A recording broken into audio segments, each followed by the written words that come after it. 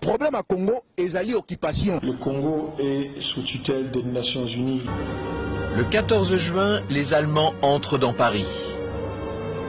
Les bruits de bottes des soldats nazis résonnent sur les Champs-Élysées.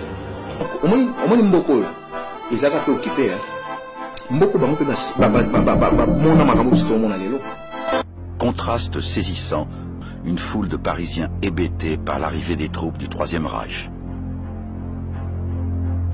Le nouveau maître, fasciné, inspecte sa conquête. Pour Adolf Hitler, la victoire est totale. Congo est occupé par les Rwandais. Macabo occupation, là, ça fait des années que le Macabo a la mission occupée. Moi, je crois qu'il faut qu'on franchir les quatre de tous.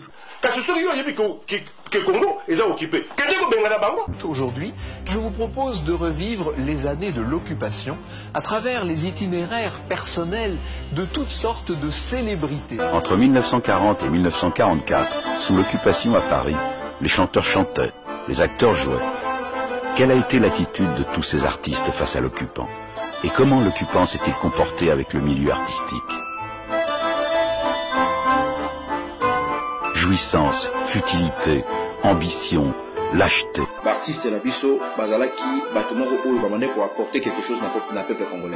Que n'a-t-on pas dit sur nos chers artistes? Il serait temps de soulever le couvercle de cette marmite fumante, pleine de ragots, de faux semblants et de contre-vérités.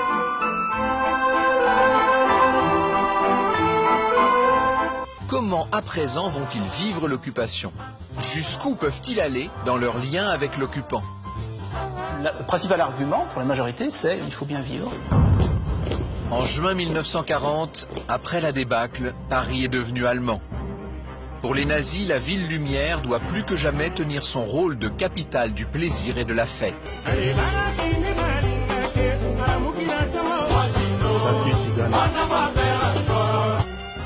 Et dans les grandes villes, la vie reprend son cours. Restaurants et cabarets rouvrent leurs portes. On en oublierait presque Hitler et ses chars. Les Allemands vont conquérir, ils vont s'emparer du divertissement, ils vont s'emparer du plaisir. C'est les salles de spectacle, c'est les acteurs, c'est les comédiens, c'est les prostituées, c'est les artistes. Les Allemands insistent pour que la vie suive son train. Ils tiennent à ce que les Français continuent à se divertir. Mais qui dit spectacle dit vedette. Il importe que les monstres sacrés reviennent, à commencer par Sacha Guitry. Sacha Guitry est un acteur et un metteur en scène de théâtre qui représente aux yeux des Allemands qui, je le répète, veulent imposer une politique d'influence dans les milieux artistiques. Donc Sacha Guitry est une proie de choix.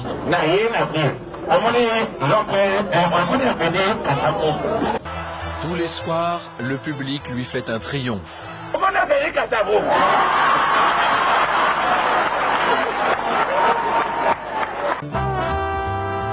Mais la bienveillance des Allemands va bientôt valoir à Sacha Guitry une réputation de collaborationniste aux yeux de certains. Le président de la République a télé juste à la télé,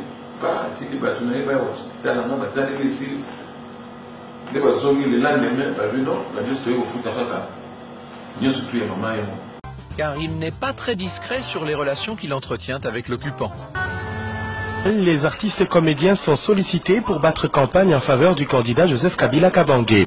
Ce que nous nous sommes demandé, c'est en quoi cet événement avait modifié leur attitude aux uns et aux autres. Tous en guerre contre Nani. Tous en guerre contre le Rwanda. Non. Les loyers que c'est faux.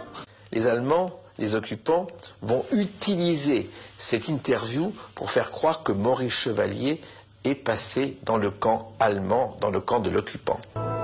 Maurice Chevalier ne va pas tarder à entrer dans le collimateur de la résistance. La situation de Maurice Chevalier ne manque pas d'ambiguïté. Vous allez le voir, son image ne tarde pas à lui échapper. Fin novembre, il est invité à chanter à Berlin. Je voulais dire mon respect au peuple rwandais, mon respect à l'autorité rwandaise. Il n'ira donc qu'une fois en Allemagne. Mais c'est une fois de trop.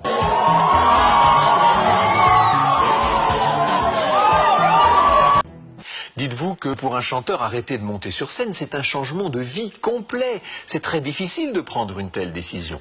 Eh bien, malgré tout, certains vont faire ce choix. Tout le monde qui a coopéré avec les étrangers pour trahir ce pays de Kimbangu Moula. Cette fois, il s'agit de transmettre des informations à Londres, où le général de Gaulle est en train d'organiser la résistance. Chanteuse populaire,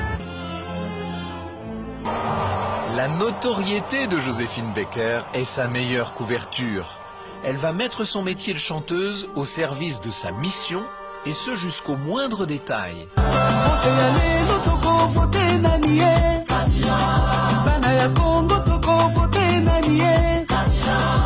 à chaque étape, Joséphine chante et elle remplit toujours les salles de concert les plus prestigieuses de la ville lumière. Chanteuse populaire. Mais surtout, c'est là qu'elle a appris qu'elle ne pourrait pas, après sa guérison, avoir d'enfants. Cette tragédie va-t-elle interrompre la mission de Joséphine Baker? Rien n'est moins sûr.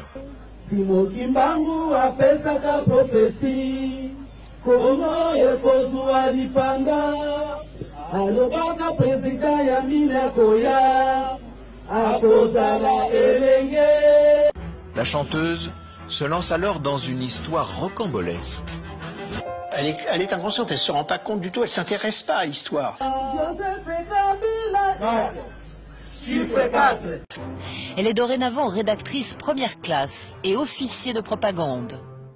Désormais, elle porte l'uniforme. Pour la grande vedette du music-hall, est-ce juste une tenue d'apparat de plus? Est-ce juste une tenue d'apparat de plus? Pendant ce temps, la vie suit son cours et dans le public se nouent même certaines relations amoureuses. Et puis, il a profité de ça va tout mailler dans un mobile, il n'y a jamais été. Parce quoi, à la relation, Jeannette Kabila. Non, non, justifié. L'inexplicable ne se justifie pas. Selon la vision de la MP, les artistes comédiens, en leur qualité de leader d'opinion, sont plus populaires que certains politiciens et sont donc capables de ranger derrière eux des millions de voix nécessaires au triomphe de Joseph Kabila. Arletty également. Ma médaille de mérite. Merci beaucoup, maman. 42 ans, Nakata Moussala Théâtre.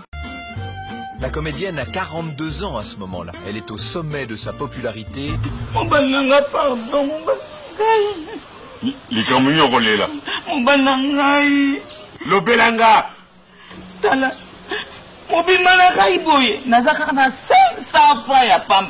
Elle est au sommet de sa popularité et multiplie les grands rôles.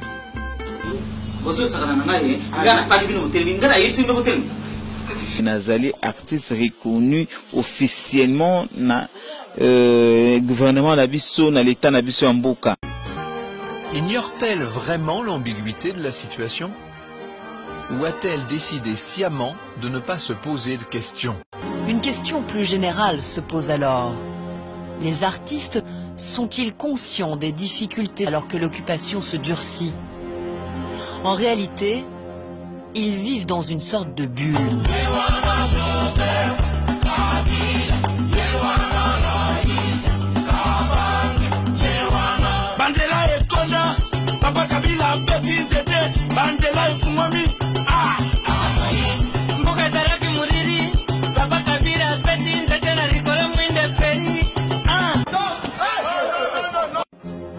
La répression touchant les résistants semble leur échapper.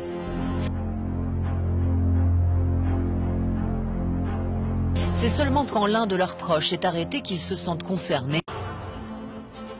La libération est encore loin. Pour le moment, c'est la répression qui s'intensifie. Celui qui a payé le plus lourd tribut, engagé dans le réseau Alliance, il est arrêté, torturé, ou il sera fusillé. L'occupation reste comme une verrue dans notre histoire. Une métaphore de la comédie humaine, un théâtre de la cruauté qui aurait gangréné notre mémoire avec cette question obsessionnelle. Et moi, qu'aurais-je fait? Comment me serais-je comporté?